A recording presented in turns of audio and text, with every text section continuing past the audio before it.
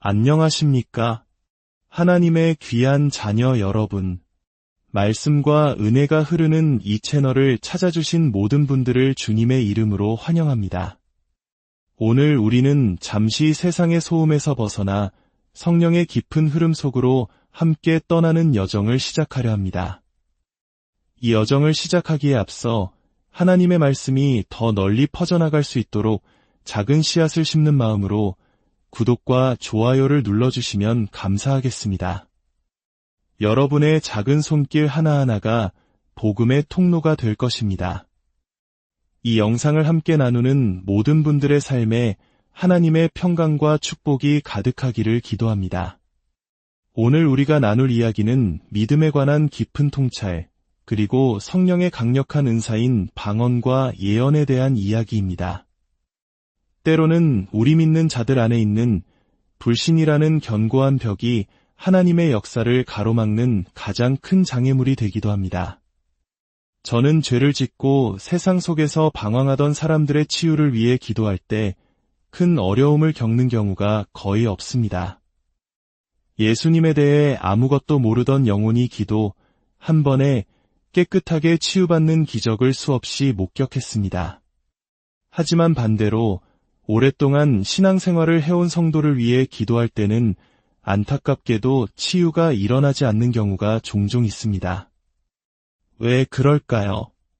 그 이유는 바로 믿는 자의 마음속에 깊이 자리한 불신 때문입니다. 참으로 놀라운 일입니다. 구약의 선지자들을 통해 하나님께서 하신 말씀을 보면 죄인들을 향한 경고보다 믿음에서 멀어진 자들, 즉 타락한 신자들을 향한 경고가 9배나 더 많습니다. 사랑하는 성도 여러분, 이 점을 기억하십시오. 우리에게는 하나님께서 하신 말씀을 있는 그대로 믿는 것 외에 다른 길은 없습니다. 우리가 모든 생각과 계산을 내려놓고 그분의 말씀을 온전히 신뢰하는 그 자리에 설 때 하나님께서는 우리를 축복하실 것입니다. 그리고 우리는 그 축복이 얼마나 크고 놀라운지 깨닫고 감격하게 될 것입니다. 이제 성령의 흐름 속으로 방언과 예언의 세계로 더 깊이 들어가 보겠습니다. 많은 사람들이 오해하는 성경 구절이 하나 있습니다. 바로 고린도전서 14장의 말씀입니다. 내가 너희 모든 사람보다 방언을 더 말함으로 하나님께 감사하노라. 그러나 교회에서 내가 남을 가르치기 위하여 깨달은 마음으로 5마디 말을 하는 것이 1만 마디 방언으로 말하는 것보다 나으니라. 여기서 사도 바울은 자신이 그 누구보다도 방언을 많이 말한다고 고백합니다. 이는 그가 얼마나 성령의 표현과 교통 속에서 살았는지를 보여주는 대목입니다. 얼마나 아름다운 삶입니까? 저에게도 비슷한 경험이 있습니다. 한 번은 런던에서 저녁 7시 30분에 집회가 예정되어 있었습니다. 저는 런던 지리에 익숙하지 않았고 집회 시작까지 2시간의 여유가 있다는 것을 알았습니다. 저는 런던에서 가장 붐비는 거리 중 한 곳을 걷고 있었습니다. 토요일 밤의 화려한 공연을 위해 극장들이 분주하게 준비하고 있었죠. 그때 저는 이렇게 기도했습니다. 주님, 이 세상의 가장 화려하고 소란스러운 중심에서 이 2시간 동안 온전히 주님의 영광에만 잠기게 하옵소서. 저는 플리트 스트리트와 스트랜드를 오가며 세상의 모든 것들을 잊고 오직 성령 안에 잠겼습니다. 그 2시간 내내 저는 방언으로 기도했습니다. 세상은 육신의 정욕과 안목의 정욕, 그리고 이생의 자랑으로 가득 차 있었지만 하나님께서는 그 타오르는 세상의 불길 한가운데에 당신의 자녀를 두시고 성령 안에 깊이 잠기게 하셨습니다. 정말 감미로운 시간이었습니다. 사랑하는 여러분, 간절히 소망하십시오. 언제 어디서든 하나님의 뜻 안에 거하기를 열망하십시오. 그리하면 여러분은 언제 어디서든 성령으로 기도하고 성령으로 찬양하며 주님을 생각하는 것만으로도 충만한 기쁨을 누릴 수 있습니다. 기억하십시오. 바로 그 순간이 아버지와 아들께서 우리에게 오셔서 당신들을 나타내시는 시간입니다. 하지만 사도 바울은 여기서 한 가지 중요한 교훈을 줍니다. 만일 교회 전체가 오직 방언만 외친다면 어떻게 될까요? 그곳에는 혼란과 고통만 가득할 것이며 우리가 필요로 하는 신성한 능력의 고향이나 친밀함은 사라질 것입니다. 교회를 세우는 건축가였던 바울의 위대한 마음은 이 점을 깊이 우려했습니다. 그는 주님께서 자신을 통해 이 영광스러운 교회를 세우고 계심을 보았고 이렇게 권면합니다. 진지하게 생각하고 조심스럽게 말하십시오. 성령으로 충만하여 방언을 말하는 은사를 받은 사람이라 할지라도 집회에 와서 처음부터 끝까지 방언으로만 예배 시간을 채워서는 안 됩니다. 물론 성령의 흐름이 나를 통해 흘러나오는 것은 매우 감미로운 경험입니다. 하지만 우리는 항상 우리 곁에 앉아있는 형제자매에게 도움이 필요한 연약한 이들이 있다는 사실을 잊지 말아야 합니다. 교회 안에는 우리의 세심한 관심이 필요한 연약한 사람들이 있습니다. 또한 우리와는 다른 성품과 기질을 가진 사람들도 있습니다. 우리는 교회를 지키고 돌보며 분별력을 잃지 않도록 항상 경계해야 합니다. 그래야 외부인이 들어왔을 때 저 사람들은 미쳤군. 계속 알아들을 수 없는 말만 하고 있잖아 라고 생각하는 일이 없을 것입니다. 바울은 말합니다. 다른 사람들이 이해하지 못하는 1만마디 말보다 이해할 수 있는 5마디 말이 더 낫다. 그의 말이 옳지 않습니까? 지혜가 있는 사람이라면 누가 감히 통역도 없이 사람들에게 하나님의 지식을 열어주지도 않은 채 계속해서 방언으로만 말하려 하겠습니까? 그것은 어리석은 일이며 사람들에게 오해를 살 뿐입니다. 이것을 기억하십시오. 여러분이 하나님의 교회 안에서 무엇을 하든지 그리스도의 몸된 교회를 세우는 일에 최선을 다해야 합니다. 성경은 또한 방언이 믿지 않는 자들을 위한 표적이라고 말합니다. 이 말씀은 설명이 조금 필요하지만 여러분의 믿음을 굳건히 세우기 위해 꼭 나누고 싶은 이야기가 있습니다. 제 친구 한 명이 영국에서 열린 아주 큰 웨슬리안 집회에 참석했습니다. 그는 그곳에서 자기 민족을 향한 뜨거운 열망으로 가득 찬 한 젊은이를 보았습니다. 그의 얼굴과 온몸에서 그 간절함이 느껴졌다고 합니다. 제 친구는 그가 기도의 깊은 시름 가운데 있음을 알 수 있었습니다. 예배가 끝난 후 제 친구는 그 젊은이에게 수표 한 장을 써주며 말했습니다. 이 수표를 가지고 브래드포드에 있는 내 친구 위글스워스 형제에게 가서 그의 집에서 휴가를 보내게나. 내가 보냈다고만 말하면 그들이 자네를 편안하게 맞이해 줄 걸세. 마침 휴식이 필요했던 그 젊은이는 감사히 수표를 받고 다음 금요일에 브래드포드로 가기로 했습니다. 브래드포드에 도착하자마자 그가 가장 먼저 한 일은 IMCA를 찾아가 이글스워스라는 사람에 대해 아는 것이 있는지 묻는 것이었습니다. 그 사람에 대해선 아주 잘 알죠. 그들은 대답했습니다. 젊은이가 소개장을 가지고 그의 집에서 쉬려고 한다고 말하자 그들은 조심하라고 경고했습니다. 그 사람은 방언을 믿는 사람들 중 하나인데 우리는 그것이 악마에게서 온 것이라고 믿습니다. 그러니 그들에게 빠지지 않도록 조심하시오. 젊은이는 자신만만하게 대답했습니다. 걱정 마십시오. 그들이 저를 끌어들일 순 없을 겁니다. 저는 그 정도로 어리석지 않아요. 그렇게 그는 저희 집으로 왔습니다. 그는 불신으로 가득 찬 상태였습니다. 그는 훌륭한 설교가였고 뛰어난 능력을 가진 경건한 사람이었지만 그의 마음은 불신으로 가득 차 있었습니다. 마치 믿는 자이지만 불신으로 가득 찬 수많은 사람들처럼 말입니다. 그가 저희 집에 도착했을 때는 아내만 있었습니다. 그는 집에 들어서자마자 말을 쏟아내기 시작했습니다. 제가 집에 돌아왔을 때 아내가 나와서 말했습니다. 여보, 우리 집에 온 사람 중에 가장 이상한 사람이 왔어요. 들어온 지 30분도 안 됐는데 한순간도 쉬지 않고 말을 해요. 저런 수다쟁이는 처음 봐요. 저는 아내에게 말했습니다. 그냥 놔두시오. 결국엔 멈추겠지. 제가 그와 인사를 나누는 동안에도 그의 말은 멈추지 않았습니다. 저녁 식사 내내, 그리고 저녁 기도 모임이 시작될 때까지도 그는 계속해서 말했습니다. 그는 말을 멈추면 다른 생각이 들어올까 봐 두려워했던 것입니다. 다른 사람의 말을 차단하기 위해 계속해서 떠들었습니다. 이윽고 기도 모임 시간이 되어 방이 사람들로 가득 찼습니다. 제가 그에게 말했습니다. 형제님, 오신 이후로 계속 말씀만 하셨군요. 이제 우리는 기도해야 합니다. 오늘은 기도 모임 날이니 이제 말씀을 멈춰 주셔야겠습니다. 그가 하나님 앞에 무릎을 꿇었을 때 놀라운 일이 일어났습니다. 하나님의 능력이 우리 위에 임했습니다. 이전에는 한 번도 경험하지 못했던 일이었습니다.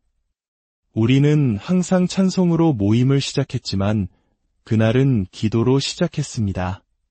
벽난로 한쪽에는 젊은 여성 한 명이, 다른 쪽에는 또 다른 여성이 무릎을 꿇고 있었습니다. 그런데 기도를 하는 대신 그 두 자매가 방언으로 말하기 시작했습니다. 그 소리를 듣자마자 그 젊은이는 깜짝 놀라 뛰어올랐습니다. 그는 귀를 막은 채 가까이 있던 자매에게 달려가 몸을 숙였습니다. 그리고는 미친 듯이 다른 자매에게 달려갔습니다. 그는 두 사람 사이를 몇 번이나 오갔습니다. 마침내 그는 저에게 와서 물었습니다. 형제님, 제 방으로 가도 될까요? 네, 형제님. 그렇게 하십시오. 우리는 놀라운 기도 모임을 가졌습니다. 그리고 다음날 새벽 3시 30분쯤 그가 제 방문을 두드렸습니다. 들어가도 될까요? 그가 들어오자마자 그는 더듬거리기 시작했습니다. 블라, 블라, 블라 손으로 입을 막으며 말했습니다. 이게 여기에 왔어요. 저는 말했습니다. 형제님, 일단 방으로 돌아가 주무십시오. 다음날 아침, 그는 아침 식사를 하러 내려와서 외쳤습니다. 오, 정말 놀라운 밤이었습니다. 저는 그에게 무슨 일이 있었는지 물었습니다. 그는 고백했습니다. 저는 이곳 브래드포드에서 당신들이 악한 영의 힘을 받았다는 말을 들었고 멀리하라는 경고를 받았습니다. 저는 불신으로 가득 차 있었고 그 어떤 것에도 영향을 받지 않겠다고 결심했습니다. 매 순간 말을 해서 다른 것들이 들어올 틈을 주지 않으려고 했습니다. 하지만 당신이 기도를 시작하라고 했을 때 그 자매들이 방언으로 말하는 순간 저는 그들에게 다가갔습니다. 저는 헬라어와 히브리어를 압니다. 그런데 한 자매는 헬라어로 하나님과 바른 관계를 맺으라고 말하고 있었고 다른 자매는 히브리어로 똑같이 하나님과 바른 관계를 맺으라고 말하고 있었습니다. 그렇습니다. 하나님께서는 당신의 방법이 있으십니다. 우리가 불신을 버릴 때 하나님은 역사하실 수 있습니다. 그는 계속해서 말했습니다. 그 말을 듣는 순간 그것이 저를 위한 메시지임을 알았습니다. 저는 위층으로 올라가 회개했습니다. 제가 하나님의 뜻을 잘못 해석하고 있었다는 것을 깨달았습니다. 제가 회개하자 저는 바닥에 쓰러졌습니다. 저항하려 했지만 하나님의 손길이 너무나 강력해서 계속해서 저를 쓰러뜨리셨습니다. 마침내 하나님께서 저를 거룩하게 하셨고 새벽 3시 30분에 하나님의 능력이 제게 임하여 저도 성령이 말하게 하심을 따라 방언으로 말하게 되었습니다. 그리고 당신의 방문을 두드렸던 것입니다. 그 남자는 오늘날 놀라운 하나님의 사람이 되어 가는 곳마다 하나님의 축복을 나누고 있습니다. 이제 여러분이 이해해야 할 예언의 세 가지 종류가 있습니다. 바울은 우리 모두가 예언하기를 사모하라고 말했습니다. 첫 번째 예언은 구원받은 자의 간증입니다. 요한계시록 19장 10절은 이렇게 말합니다. 예수께 경배하라. 예수의 증언은 예언의 영이라. 우리가 한국교회에서 간증이라고 부르는 것, 바로 그것이 예언의 첫 번째 차원입니다. 저는 구원받았습니다. 이 한마디가 바로 예수님의 증언이며 이것이 곧 예언의 영입니다. 세상이 오늘날 알고 싶어하는 것은 어떻게 구원받을 수 있는지입니다. 여러분이 구원받았음을 증언하십시오. 무릎이 떨리고 온몸이 떨릴지라도 그 고백을 입 밖으로 내뱉는 순간 여러분은 예언의 영 안으로 들어가는 것입니다. 그리고 어느새 성령께서 말하게 하시는 것을 말하고 있는 자신을 발견하게 될 것입니다. 이것은 성령 세례를 받지 않은 수많은 사람들도 가지고 있는 놀라운 예언의 영입니다. 존 웨슬리 목사님도 이 능력으로 전 세계적인 부흥을 일으켰습니다.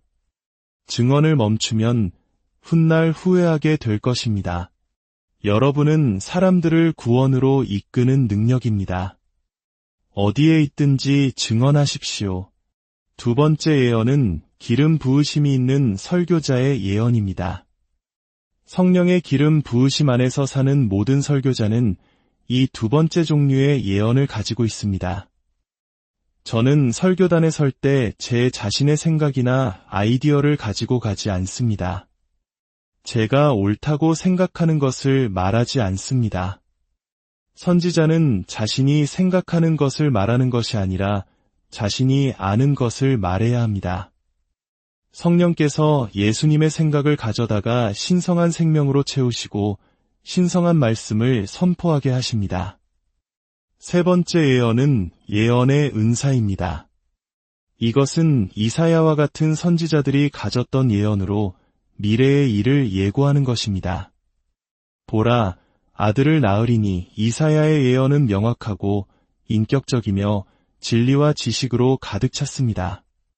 그 예언이 성취되기까지 수백 년이 걸렸지만 그것은 정확하게 선포되었습니다. 그리고 그 모든 예언은 예수 그리스도 안에서 성취되었습니다. 그분은 오셨고 다시 오실 것입니다. 사랑하는 성도 여러분, 불신의 벽을 허무십시오. 하나님께서는 당신을 택하셨습니다. 당신을 통해 일하기를 원하십니다. 당신을 연약함이 아닌 강인함과 온전함의 정상으로 이끌기 원하십니다. 두려워하지 마십시오. 하나님께서 당신을 택하셨습니다. 여러분이 무엇을 하든지 거룩하기를 갈망하고 깨끗하기를 힘쓰십시오. 주님께서 거룩한 손을 들라고 말씀하셨으니 결코 피곤하여 손을 내리지 마십시오. 여러분은 그리스도를 위한 대사입니다. 주님께서 여러분을 그분의 장막, 그 위대한 곳으로 이끄셔서 성령의 옷을 입히시고 여러분의 샘이 마르지 않게 하실 것입니다. 사랑하는 동역자 여러분, 여러분은 하나님과 함께 일하는 자들이며 주 안에서 여러분의 수고는 결코 헛되지 않을 것입니다. 이제 하나님의 영광이 여러분을 깨우고 예언이 실현될 것입니다. 사람들은 말할 것입니다. 그렇다, 그분은 오신다. 우리는 그분이 오시는 것을 안다. 그리고 주님께서는 오셔서 성령의 흐름 속에서 살아가고 있는 당신을 발견하실 것입니다. 주님의 축복이 여러분과 함께하기를 기도합니다. 여러분이 서 있는 바로 그 자리에서 성령의 능력이 충만하게 임하여 살아있는 간증이 되고 기쁨의 통로가 되기를 소망합니다. 하나님의 놀라운 사랑과 은혜가 여러분의 가정과 교회, 그리고 삶의 모든 영역에 강물처럼 흘러넘치기를 주님의 이름